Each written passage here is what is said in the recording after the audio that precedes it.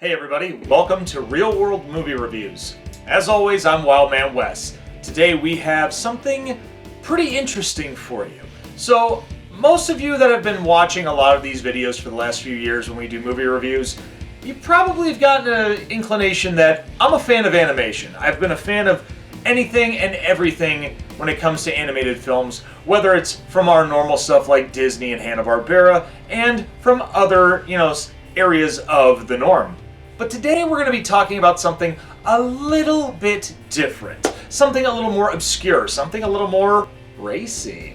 So throughout the last 50 to 60 years in Hollywood and most around the world, there's been a lot of animation that's been considered adult. So that being said, we're going to talk a little bit about that. One person in particular that was famous for making a lot of these adult content movies for animation was Ralph Bakshi. He was well known for making movies such as Fritz the Cat, also doing Fire and Ice, Wizards, and also going into his 1990s career, Cool World, which is pretty much a darker version of a live-action / animated version of Who Framed Roger Rabbit. But we're not going to be talking about that today. Today we're going to be talking about 1981's Heavy Metal. Obviously, I am dressed for the occasion on this one, folks. So Heavy Metal first started off not as a film, but as a magazine that was gone through France at first by a man named Leonard Mogul, who was trying to get through with National Lampoon within America as well as Canada.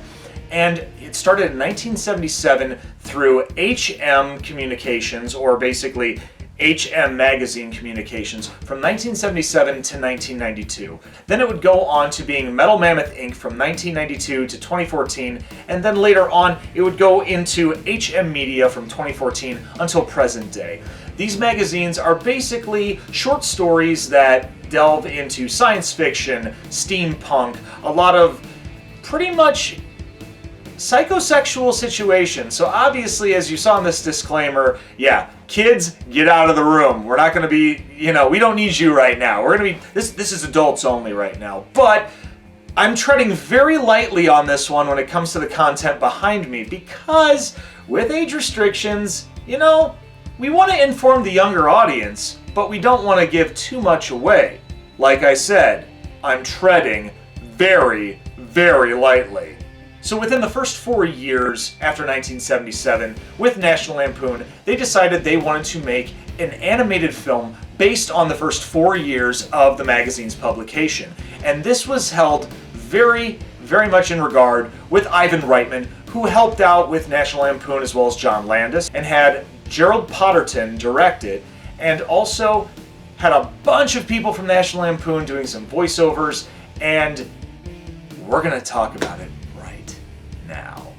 The movie is basically a compilation of a lot of different stories from the first 4 years of publication that pretty much describe a specific item or an artifact that has been talked about within a lot of the stories, known as the Lochnar. It is a green jewel or an orb that pretty much brings death and destruction to everyone that it comes in contact with. And there is one particular segment that comes in at the beginning of the movie and starts going in between each story, a la something along the lines of Tales from the Crypt, Creepshow, Amazing Stories, you name it. This is one of those movies that kind of set the way for a lot of these compilations in the future.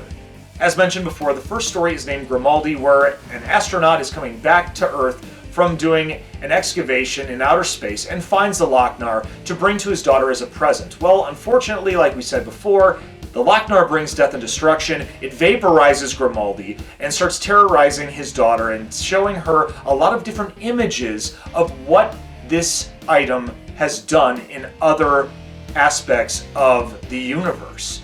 The first story that we're going to talk about after Grimaldi is called Harry Canyon. Now this one is about a taxi driver in futuristic New York who pretty much is set up in the wrong place, wrong time. He sees a murder happen, and a woman comes out after her father has been murdered, and she tells him about the Lochnar and how it has all this amazing powers, and he's trying to help her locate it and then help her destroy the mobsters that are trying to kill her and take her money, as well as the Lochnar for themselves. And unfortunately, at the end, the girl decides she wants to turn the tables on him after he helps her out, but he's got a nice little vaporizer in the back of his taxi cab and takes her out, and he says, you know what, I'll take it down as a 2-day ride with one hell of a tip. Moving on to the next story, we have Den, where a young nerdy teenager finds the Lochnar out in the middle of nowhere, and he decides he's going to do a chemistry experiment with electricity.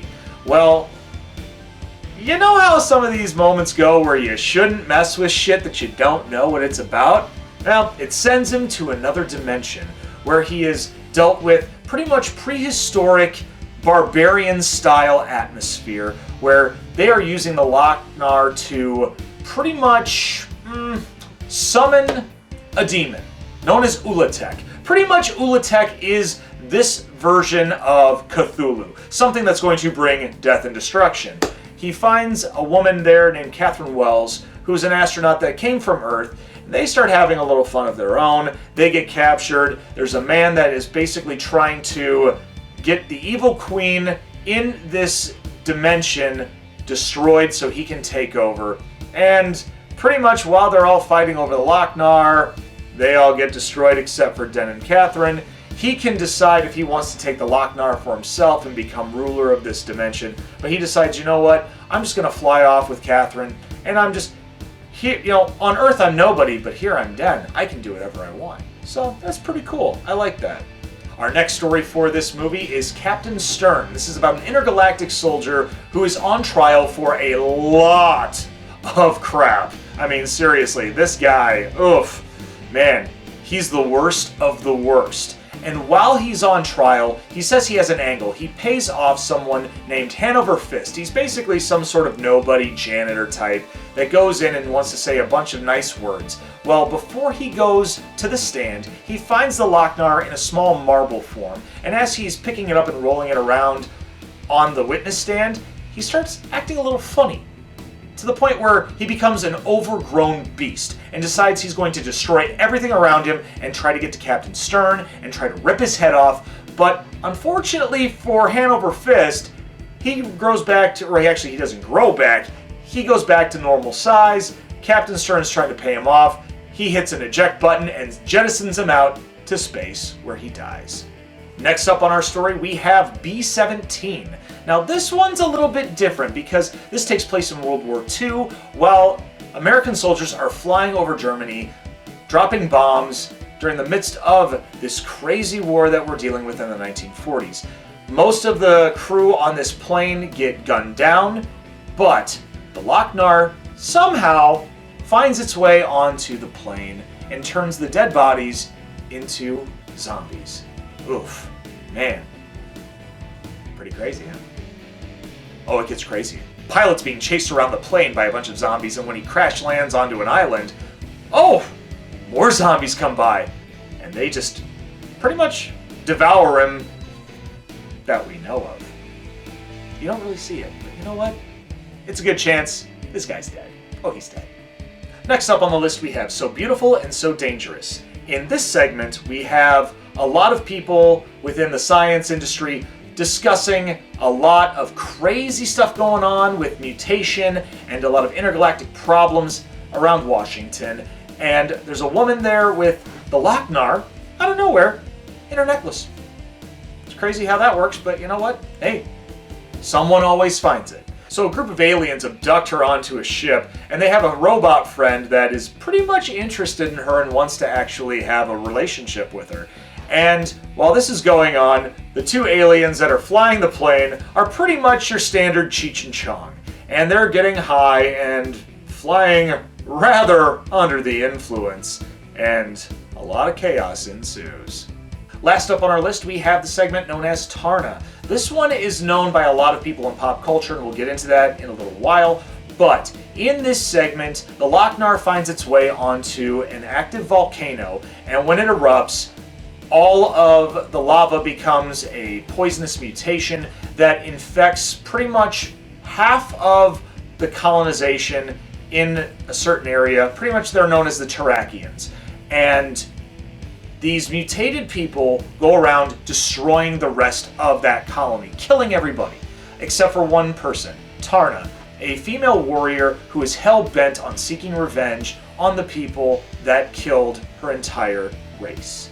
And then at the end of the film, guess what? Spoiler alert, you find out that the little girl that's being harassed by the Lochnar is actually a new generation of the Terrakians, and she survives it because the Lochnar finally realizes it can't handle the strength that she has, and she escapes, and the rest is history.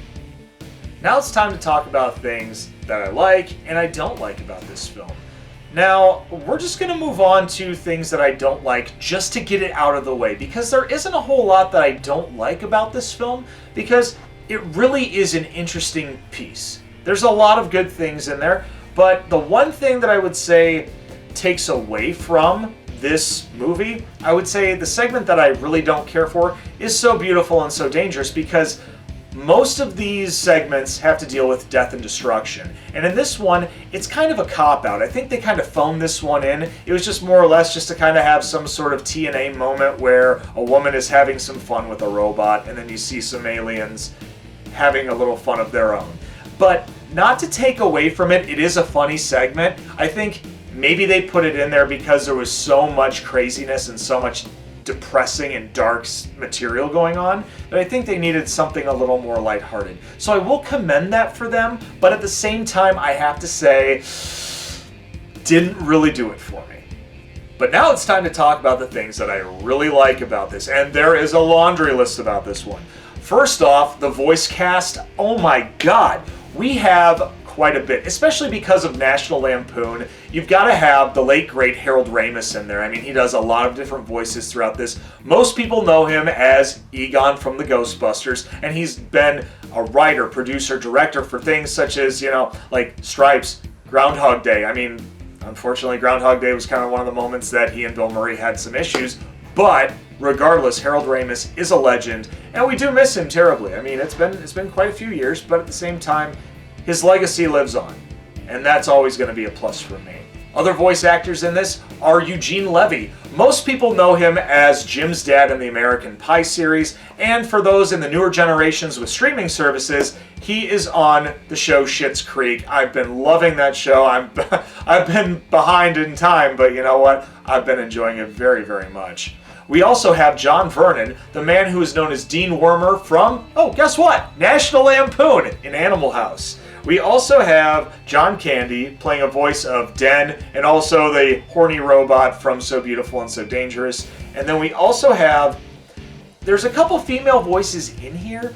I'm not necessarily sure on a few of them, but one that I was very familiar with the name was the late Jackie Burroughs. As a kid, I remember her as the evil spirit from the original Care Bears movie. So she was very dark and ominous in that movie. In this one, she played a couple different, more lighthearted voices and an evil queen, but she did have a little bit of a softer side during that segment. The big mainstay about this movie that I love is the music. I mean, come on. The name of the movie is called Heavy Metal. You're going to have a lot of interesting music going on. Now, some of the artists in this soundtrack aren't necessarily considered metal. However, we have a long list of artists. We have bands like Black Sabbath, Blue Oyster Cult, Nazareth. I mean, Stevie Nicks makes an appearance on this one. Devo makes an appearance. Journey makes an appearance. And of course, we cannot forget the epic theme song that this movie is named after, Sammy Hagar's Heavy Metal. And honestly, I've been a fan of that song for a long time. I've even sang it at karaoke. But you know what? I can never get old of it. Never. Another thing that I like about movies like this, even though I've kind of waffled on it in the past, is when they re-release movies, sometimes you get deleted scenes and alternate endings and whatnot. There was a segment called Nowhereland that was supposed to be between Captain Stern and the B-17 segment, where it's basically an animation of history of the world going on. And I'm not talking about Mel Brooks on this one, I'm talking about something a lot different, where basically it's throughout time you see so many bad things happening, and pretty much it's using the Lochnar as the excuse, the reason why everything is going bad. And in the original loop, they took a few, I would say 20 to 30 seconds of Pink Floyd's Time as the background music. And one thing that I wanted to show you is, I have this on Laserdisc. I actually found this at one of my local resale stores, and it does have it on here. And when they did re-release it on DVD, it is on there as well. And honestly, I would say go on YouTube, find a copy of Laserdisc or DVD on this one, and you will not be disappointed. It is very ominous, but at the same time, you can't watch it and not feel moved. One of the biggest things I like about this is after 40 years of being on the market, this movie has inspired a lot of different things in pop culture. Two in particular. The first one I have to say is The Fifth Element with Bruce Willis. And it has been on record that Harry Canyon, that segment at the beginning with the cab driver, was the inspiration for The Fifth Element. It is documented. I mean, I can even leave some links in the description below if you'd like, and that way you can know that, hey, it's true. Because, I mean, literally, Bruce Willis is Harry Canyon. Always has been, always will be. Within the last 10 years, a lot of people that are fans of Comedy Central and South Park might know is the episode known as Major Boobage, where the character Kenny is pretty much experimenting with cat urine, where supposedly if you huff it in, you get an hallucinogenic effect. And he starts seeing a lot of images where a very gifted woman is pretty much making him feel good. And not just that, but you also find out that Kyle's dad Gerald is seeing the same stuff, and everybody knows the rest. That being said, now it's time to grade this film. Like I said, I've been a fan of this film for a very long time.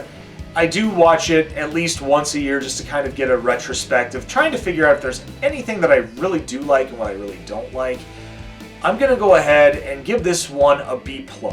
Now, I'm doing this because I don't want to be completely biased, because I do love the film, but that one segment of So Beautiful and So Dangerous does tend to sway away. However, I'm not going to take away the fact that Harold Ramis and Eugene Levy playing two stoner aliens, pretty fucking hilarious, I have to admit. And if you haven't seen the movie, please go check it out. I mean, there's segments online everywhere. And not that at all, I mean, not just that, but hey, it's an 80s movie. Go to your local video store and pick it up.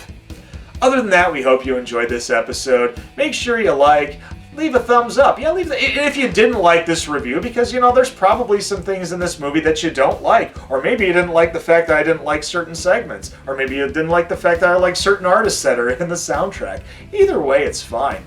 But make sure you share on social media. And as always, push that little red button. And don't forget to ring the bell for instant notifications on Dragonfire Entertainment. And if there's anything you want to see in future content, we got a comment section below. Be sure you leave that request. Let us know, because you know what? We're always looking for something new. I mean, we can do beer reviews, we can do movie reviews, we can play video games. But you know what? Sky's the limit. And until then, y'all take care of yourselves right now. The world's still crazy. But you know what? We'll still keep rocking. I'm Wildman Wes. Take care. Stay metal.